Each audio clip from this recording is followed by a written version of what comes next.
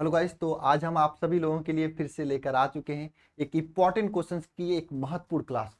यह क्लास का नाम है कैप्सूल क्लास, जिसको आपको सुबह में ही किए ले लेना है, क्योंकि इस क्लास में हम आपको डेली आपके जो बोर्ड एग्जाम को लेकर महत्वपूर्ण प्रश्न होते हैं उसको डिस्कस करते हैं। अभी तक हम रिएक्शन ही डिस्कस करने का प्लान बनाए थे, लेकिन कुछ बच्चों का सजेशन मुझे मिला कि सर इसमें इंपॉर्टेंट क्वेश्चंस भी डिस्कस कर लीजिए, इससे हमारी और अच्छी तैयारी हो जाएगी। बिल्कुल, हमने जो टारगेट बनाया है कि आपको सुबह में डेली 5 से 7 प्रश्न डेली दे दिया करूंगा, और अगर महीने के 30 दिन तक मैं आपको 5 से 7 क्वेश्चन देते हैं तो एक महीने में आपके 210 क्वेश्चन तैयार हो जाएंगे। लेकिन आपको ये क्वेश्चन क्लास में ही तैयार कर लेना, और हो जाएगा, मैं आपको ट्रिक से याद करा दूंगा। ठीक है, आप कहीं से भी पढ़ाई करते हो, किसी के यहां से पढ़ाई करते हो, नहीं मतलब आपको सुबह में यह क्लास 6 बजे जरूर से जरूर ले लेना है। ये क्लास आप सभी लोगों के लिए बहुत ही महत्वपूर्ण है ना। अगर आप डेली लेते हो, 30 दिन लेते हो तो 210 प्रश्न हो जाते हैं तैयार। अगर आप 4 महीने ले लेते हो तो कम से कम 800-900 क्वेश्चन। अब सोचो, एग्जामिनर क्वेश्चन कहां से बनाएगा? अगर लॉन्ग क्वेश्चन भी बनाता है, दीर्घ उत्तरीय प्रश्न जो होता है, तो भी वो 60 क्वेश्चन को जोड़कर ही बनाता है ना, तो याद हो ही जाएगा, याद हो ही जाएगा वो। ठीक है, आपको उसका टेंशन नहीं लेना है। ठीक है, बशर्ते आपको डेली के डेली सुबह में उठकर इस क्लास को ले लेना है। ठीक है, तो चलिए हम लोग जो है शुरुआत करते हैं आज के इस क्लास की। ठीक है, एक मोटिवेशनल क्विज के साथ में कि मेहनत का फल और समस्या का हल देर से ही लेकिन मिलता जरूर है। ये बहुत बड़ी बात आप सभी, अगर आप मेहनत कर रहे हैं, अगर आप सुबह में उठकर इस क्लास को डेली ले रहे हैं, या फिर 10 घंटे 8 घंटे जो क्लासेस चल रही हैं एप्लीकेशन पे न्यू बैच में, उसमें आप ले रहे हैं, उसका फल तो आपको जरूर मिलेगा। एकदम मेहनत का फल कभी जाता नहीं है। जो सो रहे हैं 8 बजे तक ना, जो 10 घंटे सो रहे हैं, 2 घंटे वो पबजी चला रहे हैं, उससे तो बेटर आपका फल मिलेगा। मुझे बहुत सारे बच्चों को पिछले साल का मुझे पता है, शुरुआत में वो कुछ नहीं पढ़ रहे थे, जब वो ज्वाइन किए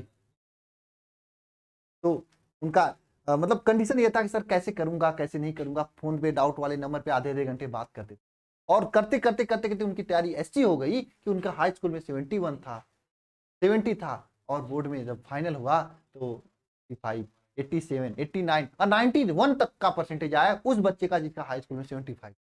क्यों? क्योंकि वो मेहनत किए थे, मेहनत का फल मिला था।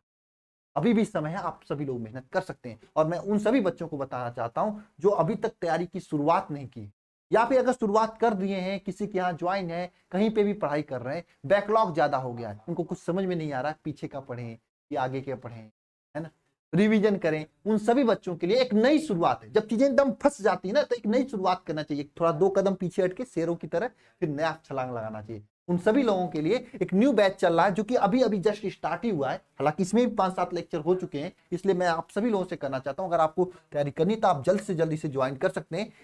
सर लेकिन अभी से पढ़ेंगे तो सिलेबस कंप्लीट हो जाएगा, मेरा 90+ आ जाएगा? बिल्कुल आ जाएगा, लेकिन अब आपको मेहनत ज्यादा करनी होगी। सिलेबस आपकी कैसे कंप्लीट होने वाला है मैं आपको बता देता हूं। देखो, 10 लोगों की पूरी टीम है, 1 2 3 4 5 6 7 8 9 10। अकेले तो सिलेबस नहीं हो मेरे से कंप्लीट, 10 लोग मिलकर इस बैच को लेकर चल रहे हैं, और साथ में बैठकर हम लोग प्लानिंग के साथ में आपको तैयारी करा रहे हैं। अगर आप डेली मेरे साथ 10 घंटे पढ़ने के लिए तैयार है, 10 घंटे क्लासेस चलेंगी, प्लस 4 घंटे आपको रिवीजन करना है, सेल्फ स्टडी करना है, कुल मिला के 14 घंटे अगर आप मेहनत करने के लिए तैयार हैं, तो आपका सिलेबस भी कंप्लीट होगा और बोर्ड में 90+ भी लेगा। नए बच्चे तो आप ज्वाइन करके अपनी तैयारी को बेहतरीन कर सकते हैं। ऑफलाइन स्कूल कोचिंग सब कुछ छोड़ दो, कोई दिक्कत नहीं, बस शुरुआत से अच्छे से। ठीक है, इसमें कैसे तैयारी कराई जा रही है एक बार मैं बता दे रहा हूँ। देखिए, डेली लाइव क्लासेस चल रही है, लाइव डाउट क्लास चल रहा है, क्लास नोट्स का पीडीएफ चला, ऑनलाइन वीकली टेस्ट हर शनिवार को होगा। ठीक है, स्टडी मटेरियल आपको दिए जाएंगे बुकलेट फॉर्म में। ठीक है, कंप्लीट सिलेबस के सभी महत्वपूर्ण प्रश्न कराए जाएंगे, मॉडल पेपर, गेस्ट पेपर, पिछले 5 साल के क्वेश्चन पेपर भी आपको सॉल्व कराए जाएंगे। ज्वाइन कैसे करना? अल्फा स्टूडेंट प्रो ऐप को डाउनलोड करके आप ज्वाइन कर सकते हैं, या फिर ये नंबर है 930-577-1375, इस नंबर पर कॉल करके भी जानकारी ले सकते हैं। बहुत सारे बच्चे ज्वाइन भी हैं, तो वो देख रहे होंगे, उनको अगर कोई जानकारी कोई बच्चा पूछता है नीचे कमेंट बॉक्स में, तो आप जरूर जवाब दे देना, उनको बता देना कैसी क्लासेज किस तरह से मेहनत होती है अल्फा इंस्टीट्यूट पर। सबसे अलग तैयारी होती है। कुछ लोग क्या करते हैं, फीस लेते हैं 3-4 हजार रुपए और पढ़ाते हैं यूट्यूब पे। यहाँ पे जो भी क्लासेस चलती है सेपरेट चलती है, फीस लिया जा रहा है, एक छोटी सी फीस में आपकी सभी विषय की तैयारी कराई जा रही है। इतने लोग पढ़ा रहे हैं, तो पूरी की पूरी क्लासेज ऐप पे चलती है, यूट्यूब पे कोई क्लास नहीं चलती। पूरी की पूरी तैयारी सुबह में 6 बजे से लेकर रात को 10 बजे तक पूरी तरीके से आपको ऐप पे कराई जाती है। ठीक है, तो चलिए क्लास की शुरुआत करते हैं, क्वेश्चन की स्टार्ट करते हैं। ठीक है, पहला क्वेश्चन क्या है? अब देखो आपका काम क्या है, अगर आपको क्वेश्चन आ रहा है तो नीचे कमेंट बॉक्स में कमेंट कर दो इसका आंसर, नहीं आ रहा है तो मेरे साथ देखो क्या क्वेश्चन है। अणु संख्य गुणधर्म किसे कहते हैं? देखो ये शब्द किससे मिल गया, अणु प्लस संख्य प्लस गुणधर्म। गुणधर्म देखो हर एक चीज नाम से ही स्पष्ट होता है। जैसे किसी का नाम है कतवारू तो कतवारू का गुण है, गुरु ऐसा भी नाम होता है ना। हर एक चीज नाम से ही स्पष्ट हो जाता है। नाम अच्छे से पढ़ो आपकी हर चीज आ जाएगी। देखो अणु संख्य गुणधर्म, नाम क्या है, अणु संख्य गुणधर्म। ऐसा गुणधर्म जो अणुओं की संख्या पे निर्भर करे उसी को तो कहेंगे अणु संख्य गुणधर्म, है ना। तो हम क्या परिभाषा इसका लिख सकते हैं ना, ऐसा गुणधर्म जो अणुओं की संख्या पे निर्भर करे। क्या लिख सकते हैं परिभाषा, बताओ आप सभी लोग परिभाषा में क्या लिखेंगे आप लोग, कोई मुझे बताएगा नीचे कमेंट बॉक्स में कमेंट करेगा, बताओ कोई नीचे कमेंट बॉक्स में कमेंट करेगा कि क्या लिख सकते हैं इसके परिभाषा में, बोलो अणु संख्य गुणधर्म के परिभाषा में क्या लिख सकते हैं बताओ। अरे बताओ मेरे भाई, अपने से एक बार सोचो, लिखो लिखो क्या लिख सकते हो आप लोग, फिर मैं आपको बताता हूं, है ना, फिर मैं आपको बताता हूं, मैं देख रहा हूं, बताओ।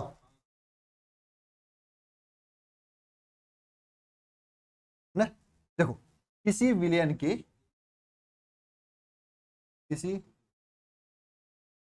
विलयन के क्या कि वे सभी गुणधर्म जो अणुओं की संख्या पर, किस पे, अणुओं, अणुओं की संख्या, अणुओं की संख्या पर निर्भर करती है, पर निर्भर करती है, निर्भर करती है, उसे क्या कहते हैं, उसे अणु संख्या क्या कहते हैं, गुणधर्म कहते हैं, गुणधर्म कहते हैं, अणु संख्या गुणधर्म। देखो किसी विलयन के वे सभी गुणधर्म जो अणुओं की संख्या पे निर्भर करते हैं उसे क्या कहते हैं, अणु संख्या गुणधर्म। ये 4 प्रकार के होते हैं। ये कितने प्रकार के होते हैं, यह जो है 4 प्रकार के होते हैं, प्रकार के होते हैं। कौन कौन 4 प्रकार होता है भाई, देखो पहला प्रकार होता है वाष्प, वाष्प दाब में आपेक्षित अवनमन, ठीक है। दूसरा प्रकार होता है हिमांक, हिमांक में अवनमन, ठीक है। तीसरा प्रकार होता है क्वथनांक, क्वथनांक में क्या, उन्नयन। चौथा प्रकार होता है परासरण,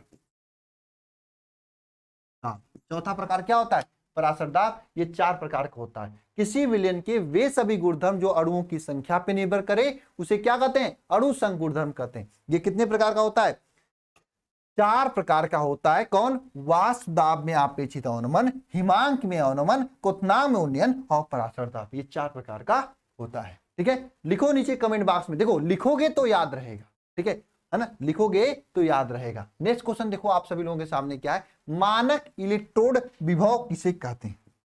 देखो इलेक्ट्रोड विभव किसे कहते हैं पहले वो समझते हैं, ठीक है, फिर उसके बाद मानक इलेक्ट्रोड विभव बता दें, ठीक है। देखो किसी विलयन में, कोई विलयन है, किसी विलयन में, किसी विलयन में क्या करते हैं हम लोग, किसी विलयन में उस जो विलयन होता है किसी धातु का,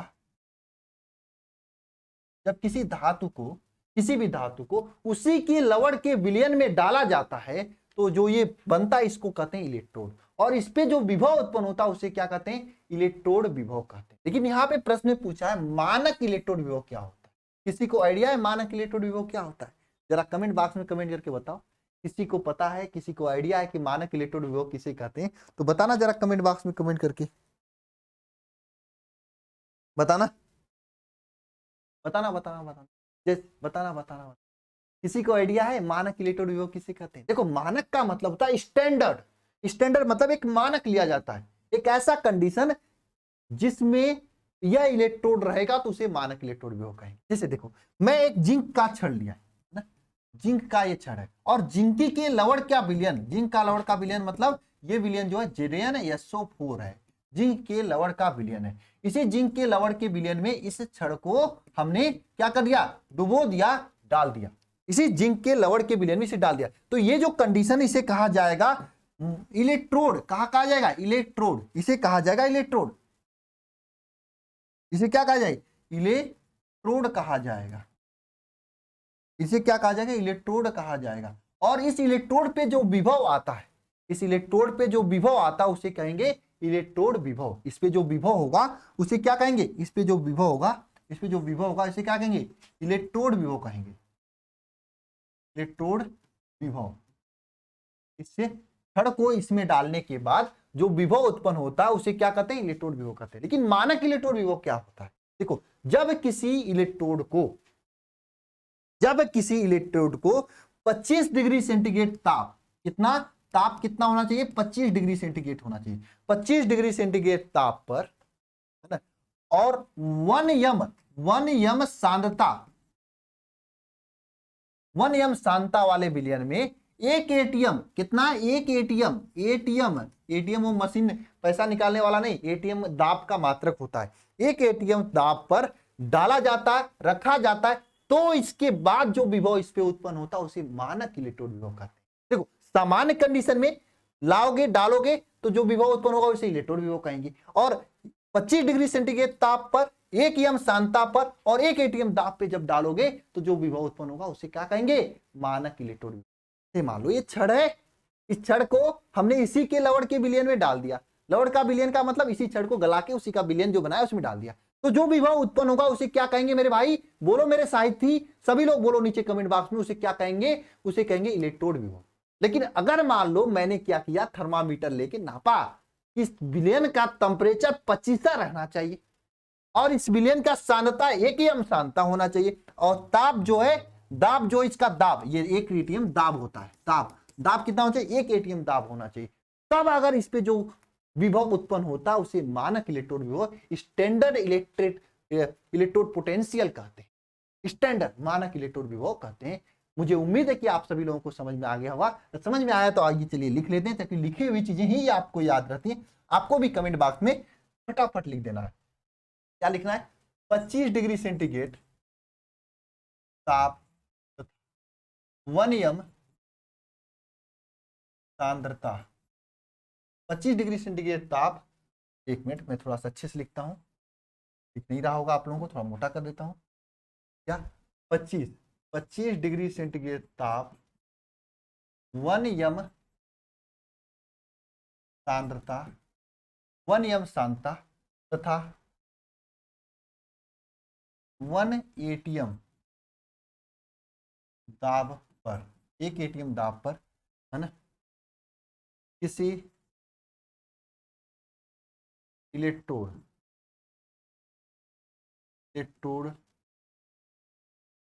पर उत्पन्न विभव को, किसी इलेक्ट्रोड पर उत्पन्न विभव को मानक इलेक्ट्रोड विभव कहते हैं। बात समझ में आई। 25 डिग्री सेंटीग्रेड ताप, 1 यम सांद्रता था, 1 एटीएम दाब पर किसी विलयन में किसी इलेक्ट्रोड पर उत्पन्न विभव को क्या कहते हैं, मानक इलेक्ट्रोड विभव कहते हैं। बात समझ में आई, ये मानक इलेक्ट्रोड विभव है। अगर वहीं पे सामान्य किसी इलेक्ट्रोड को किसी विलयन में डाल दिया जाता तो जो विभव उत्पन्न होता है उसे क्या कहते हैं, इलेक्ट्रोड विभव कहते हैं। बात समझ में आ गया, मानक इलेक्ट्रोड विभव का कंसेप्ट क्या है आप लोगों के लिए।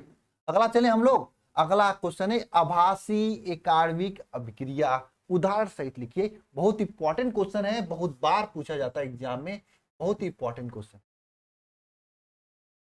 बहुत ही इंपॉर्टेंट क्वेश्चन है। बताओ आभासी एकार्विक अभिक्रिया किसे कहते हैं, बोलो किसी को आइडिया है। देखो इसी आभासी एकार्विक अभिक्रिया, पहले नाम से देखते हैं इसे क्या है। देखो हर एक चीज नाम से देखोगे तो समझ में आएगी। आभासी मतलब जो चीज होता नहीं है वो दिखने में लगता है। जैसे होता है ना, कुछ लड़कियां होती हैं बहुत तेज तर्रार, जितना होती नहीं उतना दिखाती हैं। सही बता रहे हैं, बहुत ज्यादा दिखाएंगी, होंगी कुछ नहीं, अंदर से कुछ नहीं होगा उनके अंदर। वही कंडीशन आभासी होती है वो उनकी कंडीशन, है ना। एकार्विक, एकाण्विक मतलब एक अणु अभिक्रिया, यानी ये ऐसी अभिक्रिया होती है जितना दिखती उतना होती नहीं है। बात समझ में आया? जितना दिखती है उतना होती नहीं है। आभासी एकाण्विक अभिक्रियाएं ऐसी अभिक्रिया होती है जितना दिखती है उतना होती नहीं। बस इतना समझ लो आप लोग। जैसे लड़कियां होती है जितना दिखती है उतना होती नहीं, इंग्लिश बोलती है एकदम एकदम मना करे ना, हालत खराब होती है सबको, ठीक है। वही कंडीशन होती है। वो अंग्रेजी मीडियम वाली तो और होती है, इंग्लिश मीडियम वाली, ठीक है। इंग्लिश मीडियम तो और तेज होते हैं ना, वो तो और एकदम आवासी वाली होती है, एकदम उड़ के चलते हैं। पापा की परी उड़ती है, इसीलिए कहा जाता है पापा को परी ना। उनको क्यों कहा जाएगा पापा को परी? इसीलिए कहा जाता है क्योंकि वो आवासी होती है, अलग दुनिया में चलती है ना। मतलब उनका कुछ कंडीशन नहीं होता है। आभासी एकाण्विक अभिक्रिया में आभासी मतलब जो होता है, जो हो रहता है वो दिखता नहीं है। बात ये है, ठीक है। देखो आभासी एकाण्विक अभिक्रिया क्या होती है, बताओ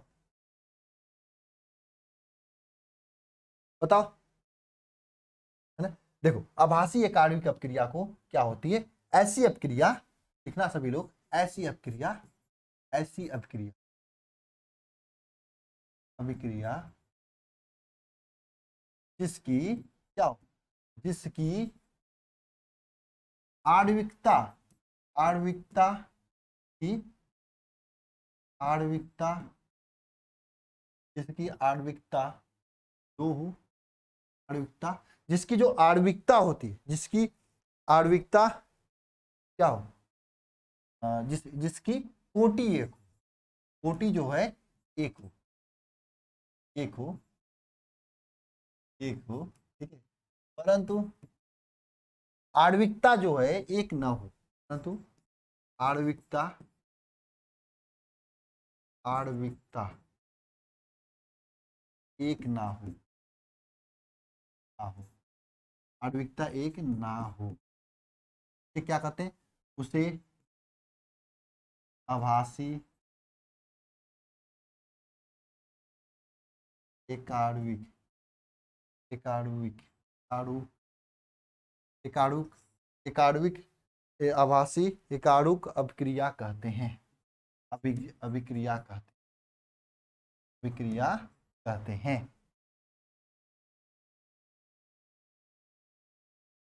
जैसे एग्जाम्पल तौर पे मैं देता हूं, जैसे आपके सामने एक छोटा सा रिएक्शन मैं दे रहा हूं, जैसे आपके सामने C12H22O11, ये क्या है, ये क्या है बताओ, ये क्या है बताओ नीचे कमेंट बॉक्स में। इसका जब जल के साथ में अपक्रिया कराया जाता है तो देखो इसकी कोटि, इसकी आणविकता, इसमें भाग लेने वाले तो दो अणु हैं, दिख रहा है कि इसमें दो अणु भाग ले रहे, लेकिन क्रिया अकेले यही करता है, बनाता है C6H12O6 के दो अणु बनाते हैं, C6H12O6 के दो अणु बनाते हैं, C6H12O6 के दो अणु बनाते हैं। उसी तरीके से एक और रिएक्शन मैं लिख देता हूं, जैसे आपके सामने ये देखो, ये CH3COCH3 है ना, CH3COCH3 इसकी है। इसकी क्रिया अगर जल के साथ कराते हैं तो देखो यहां पे भी दिखता है कि दो लोग हैं, एक तो ये एक ही है, लेकिन होता है अकेले यही काम करता है, काम अकेले यही करता है, दिखता भले ही दो लोग लेकिन काम अकेले यही करता है, ठीक है। तो यहाँ पे क्या बनाएगा, CH3COOH प्लस में, और दूसरा क्या बनाएगा, CH3OH बना। ये कंडीशन होता है आभासी एकाण्विक अपक्रिया का। आई क्या बात समझ में? अगला चले हम लोग, अगला है विद्युत अपघटनी सेल तथा विद्युत रासायनिक सेल में क्या अंतर है। यहाँ पे ल होगा, सेल में क्या अंतर है, चलो अंतर देखते हैं। देखो विद्युत अपघटनी सेल और विद्युत रासायनिक सेल क्या होता है, पहला अंतर देखते हैं हम, ठीक है। विद्युत अपघटनी सेल जो होता है कौन, ध्यान देना सभी लोग, पहला अंतर देखते हैं हम लोग। जो विद्युत अपघटनी सेल होता है, यह युक्ति प्रयोग तब लिया जाता है जब विद्युत ऊर्जा को रासायनिक ऊर्जा में परिवर्तित करना होता है। यह युक्ति, इस युक्ति से विद्युत ऊर्जा को, विद्युत ऊर्जा को किसमें चेंज करते हैं, तो रासायनिक, रासायनिक ऊर्जा में क्या करते हैं, परिवर्तित कर, परिवर्तित करते हैं। इसमें क्या होता है, वैद्युत ऊर्जा को या रासायनिक ऊर्जा में क्या करता है, परिवर्तित करता है, ठीक है। जबकि जबकि ये देखो ये कौन है, ये जो सेल है इसमें हम लिख रहे हैं, इसमें विद्युत अपघटनी सेल को लिख रहे हैं। किसमें? इसमें किसको लिख रहे हैं? विद्युत अपघटनी सेल को। विद्युत, इसमें लिख रहे हैं विद्युत अपघटनी सेल को।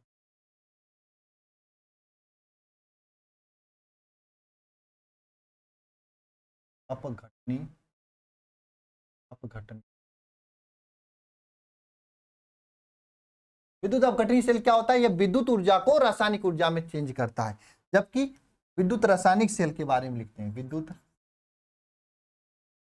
रासायनिक सेल। देखो विद्युत रासायनिक सेल क्या होता है? यह जो होता है, इसका पहला अंतर देख लेना। यह जो होता है विद्युत रासायनिक सेल, यह रासायनिक ऊर्जा को विद्युत ऊर्जा में परिवर्तित करता है। विद्युत रासायनिक सेल क्या होता है? ये युक्ति रासायनिक ऊर्जा को विद्युत ऊर्जा में परिवर्तित करता है ना। यह क्या करता है? यह रासायनिक ऊर्जा को विद्युत ऊर्जा में क्या करता है? परिवर्तित करता है। ये रासायनिक ऊर्जा को विद्युत ऊर्जा में परिवर्तित करता है। जबकि विद्युत अपघटनी सेल क्या होता है? ये युक्ति ऐसी होती है जो विद्युत ऊर्जा को रासायनिक ऊर्जा में परिवर्तित करती है। बात समझ में आई? है पहला अंतर। देखो भाई साहब, इसमें जो सेल लगा है ना, ये एक तरह से विद्युत रासायनिक सेल है। क्यों? क्योंकि इसमें रासायनिक, उसमें काला पीला कुल पदार्थ मिला के रासायनिक बना देता है, एक सेल बना दिया जाता है। और ये किसमें परिवर्तित करे? विद्युत दे रही है ना। तो विद्युत अपघटनी सेल क्या होता है? ये विद्युत ऊर्जा को रासायनिक ऊर्जा में परिवर्तित करता है। जबकि विद्युत रासायनिक सेल क्या होता है? ये रासायनिक ऊर्जा को विद्युत ऊर्जा में परिवर्तित करता है। दूसरा अंतर ध्यान देना सभी लोग, दूसरा अंतर ध्यान देना। इसमें जो है एनोड धनात्मक होता है और कैथोड ऋणात्मक होता है। किसमें? विद्युत अपघटनी सेल में एनोड क्या होता है? एनोड धनात्मक होता है और कैथोड जो होता है ये क्या होता है? ऋणात्मक होता है। जबकि इसमें क्या होता है? दूसरा अंतर ध्यान, इसमें उल्टा हो जाता है। इसमें एनोड ऋणात्मक होता है और कैथोड जो होता है धनात्मक होता है। कैथोड क्या होता है? धनात्मक होता है। किसमें? विद्युत रासायनिक सेल में। बात समझ में आई? अब देखो ये चौथा, ये पांचवा क्वेश्चन आप सभी लोगों के लिए मैं होमवर्क दे रहा हूं। आपको इसमें ए और बी का नाम बताना है। ए और बी क्या है? और साथ में अभिक्रिया का नाम भी बताना है। अभिक्रिया का नाम भी बताना है,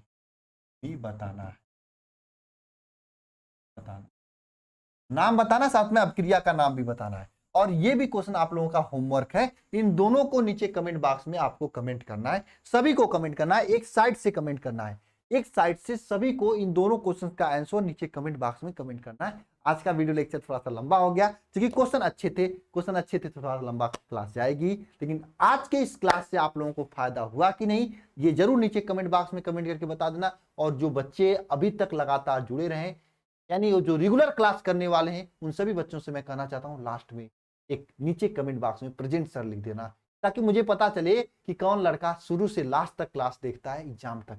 ठीक है, फिर उस लड़के का परसेंटेज मैं देखूंगा कितना अच्छा। ठीक है, आपको देखना है ये। सभी को जय माता सरस्वती, दिन की शुरुआत अच्छा हो। सभी को हैव ए नाइस डे।